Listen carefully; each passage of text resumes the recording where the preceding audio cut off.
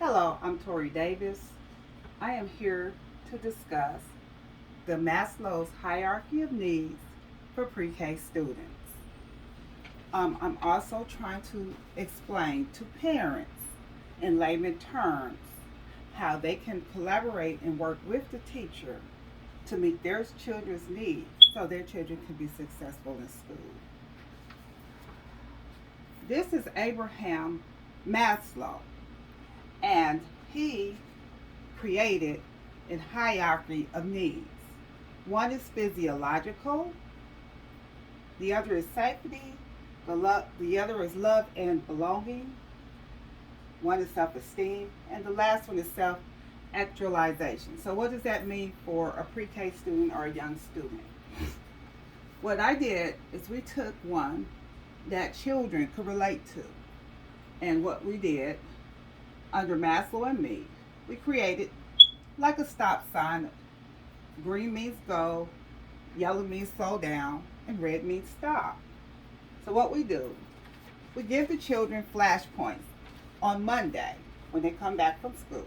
What we want to do is assess, are these children's needs being met over the weekend? Are they on routine? Are they able to get back on routine? So we can start the learning process. So what we do, let's say the first one is physiological. So we take, they can look at this and decide if all their needs have been met, they will go with the color green. If their needs are met all the time, it's green.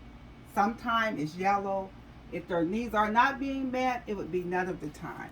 What we're just trying to do is ensure that basic needs are being met. So for physiological, basic, for Maslow, the building community using Maslow's hierarchy of needs for children, I enjoy brain breaks and feel better when I've eaten. So has that child had breakfast that morning before class? Has that child had plenty of sleep before class? Shelter and food, those basic needs, if they've been met, maybe the kids are tired, they've had company over during the weekend, so they come in kind of cranky. They got up early and they stayed up late. So that's going to impact their learning on that Monday. So what we want to do is address that. Does the teacher have a place for that child to take a nap, a power nap for 30 minutes or an hour? Is there snacks in the classroom, or can that, if that child had arrived late to school, was that child able to have breakfast? That child could be more focused and able to learn. So what happens is we actually, for the first day on Monday, we'll give you the physiological, and here we just on the sample two children, our child picked the green button. So that means yes, I'm not tired. I've eaten my breakfast, I'm refreshed, and I'm ready to go. Okay, the second need is safety. So what does that mean for a child in school? For Maslow, when you're dealing in a teaching environment, I feel safe at school. Do you feel safe? Are you being bullied? Are people not wanting to be your friend? This gives the teacher and the student open opportunities for discussion. And what we can do, if several children says sometimes, then we can talk about that. If their needs are being met and everybody is okay, it's a small classroom, we're not having those issues, then we can move on to the next one. The third one is love and belonging. Okay, let's say we chose sometimes. So for love and belonging, I feel loved and I belong by my classmates and my teacher. So let's say some students decided, I don't want to be your friend, or you can't come to my party. We've seen that kind of behavior in children at very young ages. So we have to address that. We always are inclusive to our students, whether they are autistic, whether they're delayed, whether they are exceptional. We want to make sure everybody feels involved in the process, feel included, and feel cared for. So love and belonging would be the third hierarchy of needs. So as we go up the stage, these take time to gain. So let's say this is Monday, Tuesday, and Wednesday. And like I said, one of the flash points they can complete, the children actually will choose how they feel for that day. So self-esteem. I like myself, and I respect others. So let's say by this time they've had a pushing and shoving match, or they took toys from another kid. So that gives the teacher the opportunity to discuss how we can share, how we can be friends, how we can be nice, how we can treat each other nice and treat ourselves nice as well. So here is the self-esteem. So we're getting higher up on that hierarchy. The last one is self-actualization. So right here, the reason I chose red, because this is something that you're working toward. It's a goal that you meet, and it may take a little time. So at those early stages, you may have hit some bumps in the road before you get to this stage. I am independent. I am an independent thinker. A lot of times they are gaining their independence, but they haven't arrived just yet. So we just chose, hey, do you feel like, hey, I've made it? I get along. I've accomplished all of these goals all the way up here. Somewhere during that interim, they are working toward those goals. So so we just wanted to give you an idea what it looks like when you say, well, I'm not self-actualized yet.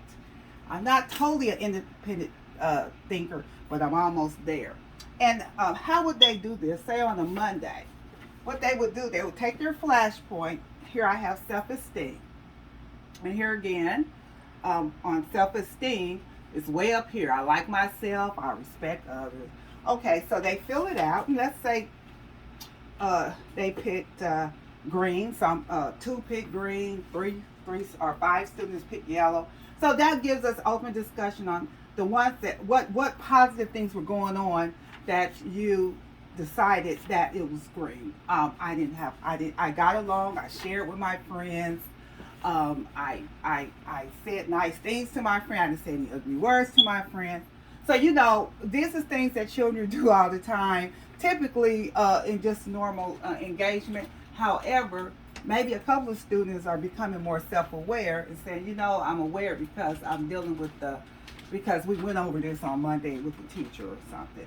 Okay, so what I would do, I would pick my color. Let's say if I pick yellow.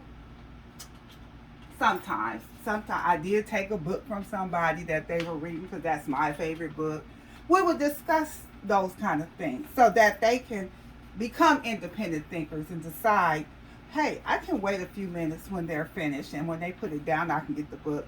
So let them come up with some solutions to some of the choices that they make. So what I would do is give them a glue stick, and then they could pin on here which one say self-esteem. So they would here's self-esteem. So I might have three self-esteems, and basically I would say, well, one picked red. They got into a tussle with someone. They took someone's food and ate it while they weren't looking, something like that. Okay, so I would pick. So what we would do, we could discuss in groups which color you chose. And so that way you can have an overall discussion that can learn to be self-aware and become independent thinkers. Again, this is the theory from Abraham Maslow's hierarchy of needs for Maslow and me. This is so that parents can collaborate with teachers, and teachers can collaborate with parents so that we're on the same page, and that child is in a routine. That child is, if there's something going on, during the weekend, that they had a baby sister or brother, they've been crying all weekend, or something that disrupted their sleep. They didn't get to watch their favorite cartoon because they had family over. Those kind of things will disrupt a child's normal routine, and then they will express that at school Monday, because they'll want you to play that particular show that they didn't get to see. And so if you have a different agenda, then they may throw a tantrum because they decided, hey, I can't do it. I can't get my way at home, so I'm going to get my way here. So what we want to do, we want to talk about our choices, and we want to teach them routines and making positive choices, and becoming independent thinkers, and having their basic needs met. hey, the teacher can negotiate with the child. Okay, well, you didn't get to watch it. We'll let you pick the movie for after school movie today. So we can negotiate that. So the child can needs can he can feel or she can feel their needs are being met, and then the teacher and then they can be in a position to learn because they are now getting what they want, and now their needs have been met. Now they're more focused and they're willing to learn. Thank you again. I'm Torri Davis. Today is December. I'm sorry. Today is October the 6th, 2021. This is for early childhood, 326 under Dr. Humphrey, and this is for grades 0 to 3rd grade, and our basic focus is on the pre-K program. Thank you so much.